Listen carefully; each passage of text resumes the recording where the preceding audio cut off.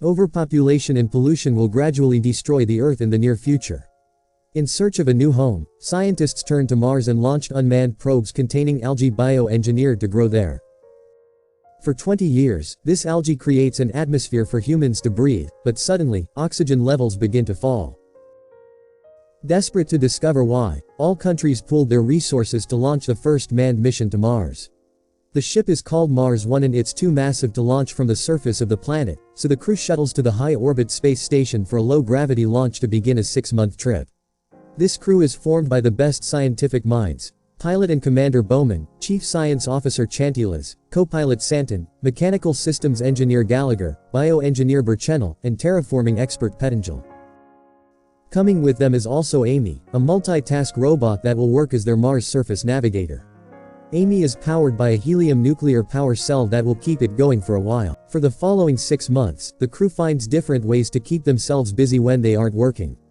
Chantilas likes to talk a lot about philosophy and religion, explaining he needs some big questions to be answered because science has failed him. Gallagher likes to flirt with Bowman a lot and doesn't hesitate to walk on her in the shower, pretending it was an accident. He is also the one in charge of the pre-launch diagnostics checks on Amy.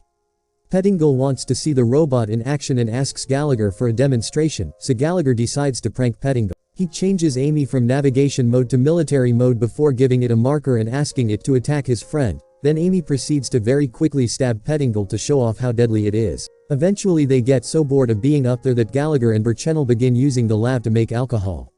At first, Bowman scolds them when she finds out, but then she joins them and the whole crew ends up drinking together. On day 182, the ship finally approaches Mars orbit. The crew beings looking for HAB-1, the automated habitat where the probes were supposed to be growing the algae, when they suddenly get hit by a gamma burst. Commander Bowman sends the rest of the crew to the safe area while she keeps an eye on the system, and they wait for the burst to pass. Moments later, they discover the main power unit is offline, so they'll have to leave for Mars now and look for HAB-1 on foot. Once the crew is ready, Bowman tries to activate the extension vehicle's auto-launch system, but it doesn't work because of the lack of power, so she has to stay behind and do it manually. The vehicle has a clumsy launch and Santon has trouble landing, meaning he has to get rid of their landing gear and Amy. He does manage to release the airbags, but when they finally land on Mars, the vehicle still rolls down a hill and takes serious damage. Meanwhile, Bowman discovers that there are electrical fires in several sections of the ship, but the burst destroyed the automated fire extinguishers. She rushes to grab the manual extinguisher to take care of the smallest fire, then she straps herself to the emergency evacuation unit before opening a hatch. This way the vacuum sucks the fire out of the ship. Then she works on getting the main power unit restored. On Mars, the crew has to help Chantilas leave the vehicle because he was injured when he landed. Without Amy they have no way to navigate the planet and find HAB-1 without getting lost, not to mention the radio and the science package are broken. Gallagher remembers he has some panoramic photos the probes used to send and compares them with the terrain. This will allow them to find the right way. Chantilas thinks about all his philosophical questions and accepts his fate, so he asks the crew to leave him there. His spleen's ruptured and there's serious internal bleeding. Even if HAB-1 has a medical unit he won't make it in time. The crew says their goodbyes and Chantilas admits he's happy he at least got to see Mars. Nearby, Amy comes out from the landing gear and sends a drone to find the crew. On the ship, Bowman manages to make communications work again, but since the guy's radio isn't working, she can't get in contact with them. Then she uses the scanners to find HAB-1, only to find some bad news. She has no choice but to call Houston and inform them the crew won't survive. The crew begins walking under the hot sun, and Burchennell is surprised to see there are no signs of the algae. Even if it all died, there should be some traces. When they finally make it to HAB-1, they discover it's absolutely destroyed. This couldn't have been done by the weather because the structures had been designed to withstand even tornadoes, meaning something happened here. There's food, no air, and no water, so the guys have no choice but to accept their fate. There are only 16 minutes of oxygen left and the crew chats about the people they left at home. Santon decides to reminiscence near a cliff edge and points out that at least his piloting skills can't be blamed for this, but Pettingill wants him to take some responsibility anyway. This triggers a fight that ends with Pettingill hitting Santon, making him fall off the cliff. When Pettingill goes back to the others, he tells them Santon ended things for himself. Minutes afterward, their oxygen tanks run out, and Gallagher decides to open his helmet to take his last breath. However, to his shock, Gallagher discovers he can breathe just fine. Pettingill and Burchell follow his example and confirm they can breathe as well, although they can't explain why.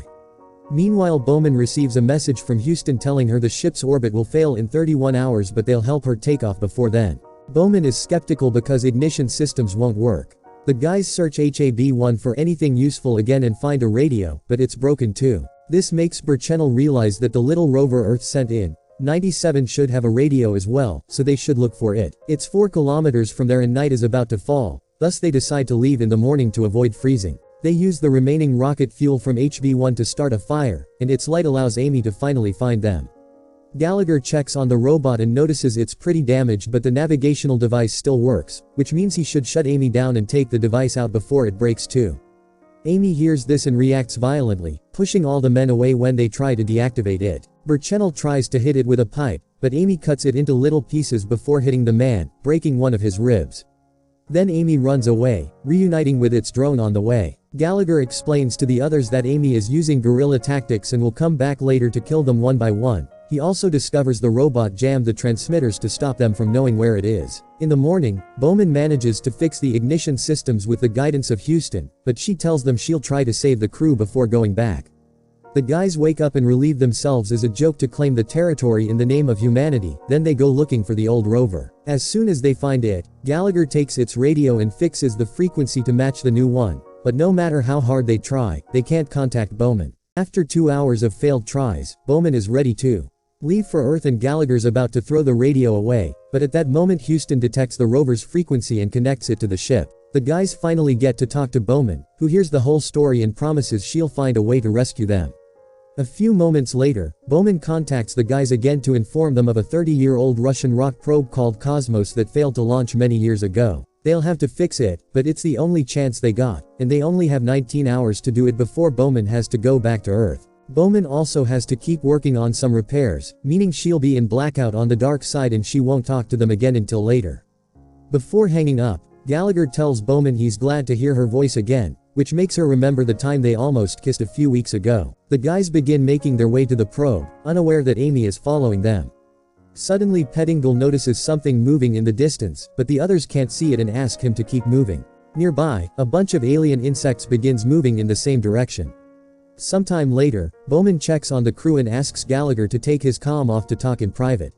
She informs him that the probe only has room for 2 people and apologizes before going back to her work. Gallagher doesn't tell the others about this issue yet and concentrates on helping Burchell walk when his body begins feeling weak because of the broken rib.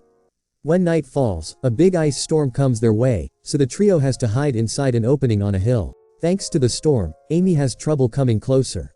The guys discuss the fact they don't have many hours left to find the probe, and Gallagher finally confesses only 2 of them can make it back. He volunteers to stay behind, but Pettingill doesn't believe him because he thinks Gallagher suspects him of killing Santon.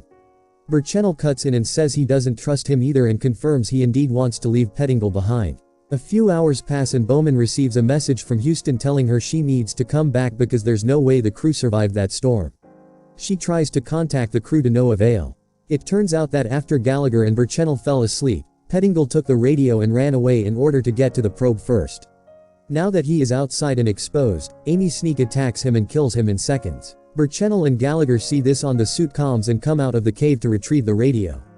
On their way to Pettingill's body, Burchell is shocked to see algae, and he can't understand why it only grows here. Gallagher retrieves the radio and tries to contact Bowman while Burchell looks more closely at the body, unaware that the bugs are running inside the suit. Using a torch lighter, Burchell tries to cut the suit open, but this ignites the little aliens.